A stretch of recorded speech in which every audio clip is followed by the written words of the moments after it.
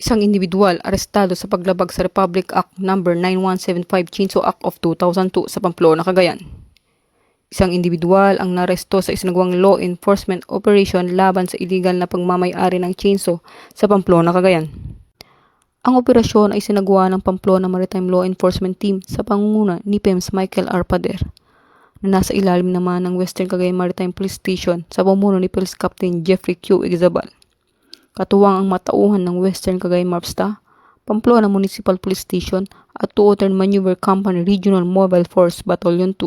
Sa naturang operasyon, nahuli ang suspect habang nasa kanyang pag-iingat ang isang unit ng chainsaw na walang kaukulang permit o rehistro.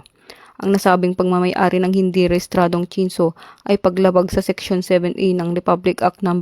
9175 o ang Chainsaw Act of 2002 na nagbabawal sa pagmamay-ari, pag-aangkat, pagbebenta at paggamit ng chainsaw na walang kaukulang rehistro o permit mula sa kinakulang otoridad. Saksihan ang pag-iimbentaryo ng nakumpiskang ebidensya ng mga kinatawan ng Community Environment and Natural Resources Office, Sanchez Mira at isang barangay kagawad bilang mga opisyal na saksi ng isagawang inventory.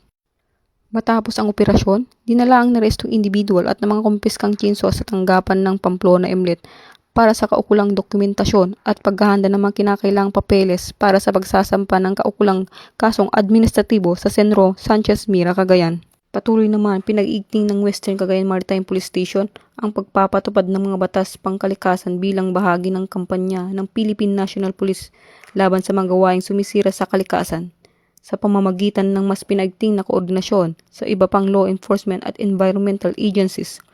Nananatiling manatag ang kanilang pangako na sugpuin ang mga paglabag sa batas, pangalagaan ng likas na yaman at tiyakin ang kaligtasan at kaayusan ng komunidad. Western Cagayan Maritime Police Station, ako po si PEN Correspondent Pat Marjo Iruma, alagad ng batas, tagapagtuguyod ng balitang pulis, bagong PNP para sa bagong Pilipinas, serbisyong mabilis, tapat at nararamdaman.